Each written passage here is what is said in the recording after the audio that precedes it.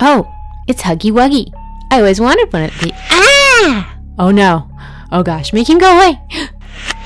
Oh no. Where'd he go?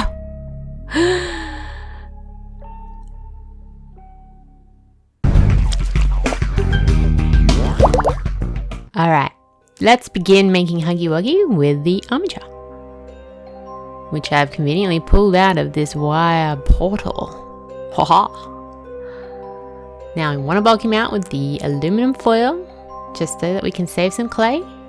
I've also used some aluminum foil tape on this bad boy, just to tuck it all together. And we are going to start with the blue polymer clay. This is just a blend of Primo Sculpey Ultramarine and some translucent. And you'll want to run it through your pass machine at setting 2 and start picking off pieces and sticking it to the armature.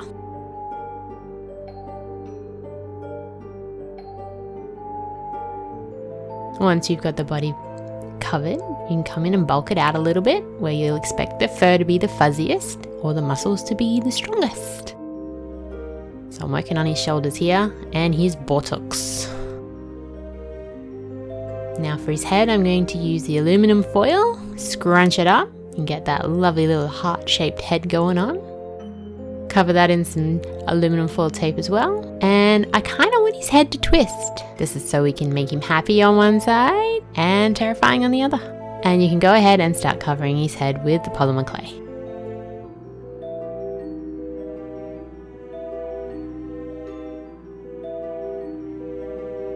Once that's all done, make sure to poke a hole through the bottom and just double check that it fits nicely onto the body. Okay, now we are gonna smooth out the clay. You can probably skip this step, but out of habit, I've just gone ahead and done it anyway. Just using my fingers and my silicone tip tool in all those hard to reach areas.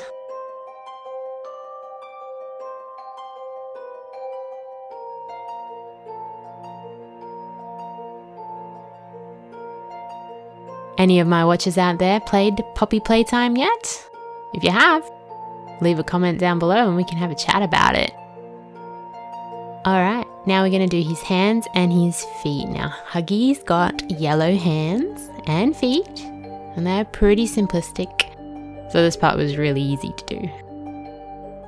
So I sculpted the hands before, I attached them to the armature, and I just cut a slit in them so that I can slide them straight on.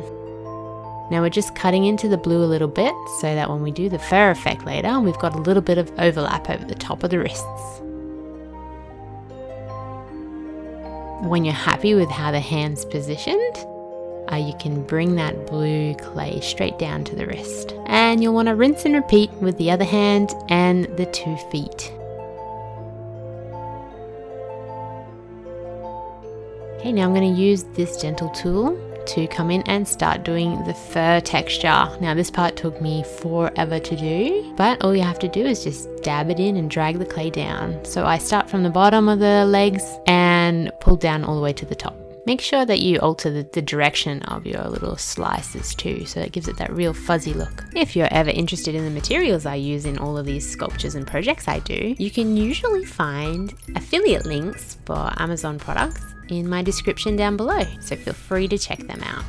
And now to give it even more of a fuzzy look, I'm adding in extra little strands of blue clay and coming in with a tool and just fluffing them up. This is to give a little bit more definition around the wrists and ankles, making him seem that much fuzzier. You'll also want to add more details like this to the belly area, the knees and the shoulders. When you're happy with where the body's at, we can start using the pen pastels to colour it in. So I've got a darker yellow shade here to do in between the fingers and the toes, and then on the fur I've got a really light blue here that's almost white, and I'll just be using that on all the surface areas to highlight the fur. This actually worked really well. I was expecting to have to paint the sculpture afterwards, but this did the job brilliantly, and you can clearly see the difference between one side where I've used the pastel and the other where I haven't. When that's done, into the oven for 130 degrees Celsius or 275 degrees Fahrenheit. He went in for about an hour. And then when that came out, I started working on the head. So I decided to do the angry face first. So I've given an extra ridge here and I'm making some indentations where I remove the clay so that we can sort of get that little bit of a more three-dimensional look with the open mouth. So I'm just pulling away that excess clay. I'm adding a couple of eye sockets here just for reference points. And I'm just grabbing a piece of beige coloured Primo clay here to put in for the back of the throat and the mouth. Coming in with my bowl tip tool here just to smooch it around a bit. And once again out with the pan pastels. So we want to go for a throat mouth colour here. So I've started with a darker shade of red and I've worked my way up to the lighter pink for the highlights. Just remember, if you really like the art that I do and you want to see a little bit more of it behind the scenes, I have a Patreon as well, and there's a link for that in the description below too. When you're happy with that, we got to do some gums for Huggy Wuggy here so that his teeth have got somewhere to live. So just go around the outside of the mouth with a lighter pink colour clay. And I just tidily blended it in around the outsides. You probably don't need to do that because we'll be putting big red lips on there anyway, but that's a habit.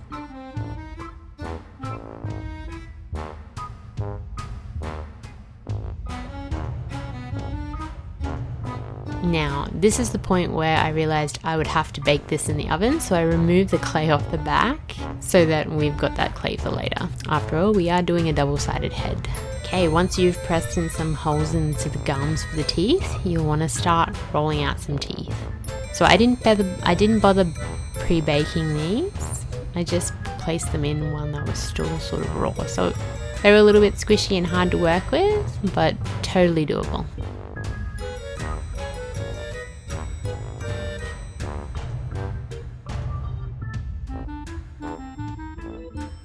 And once all the teeth are in, we can start working on Huggy Wuggy's most signature facial feature, his giant red lips.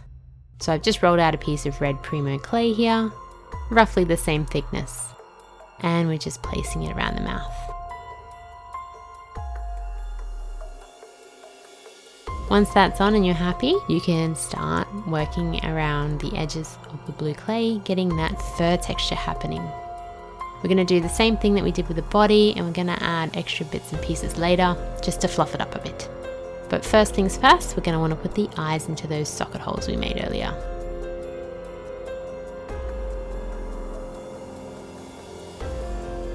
Just using a tiny circle cutter for the eyes themselves just to keep them nice and perfectly even.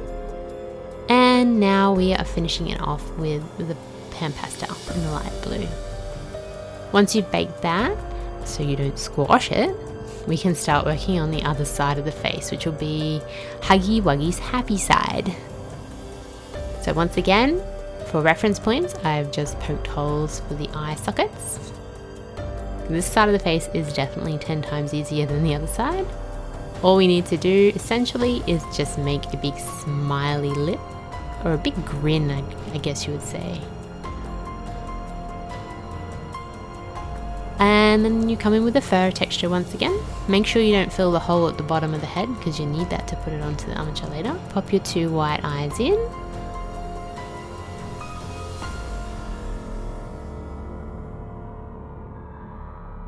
Once they're in there, add your 2 big black pupils. There we go, he's looking pretty damn cute now. And lastly, come in and shade it with your pan pastel. And then he is done, guys.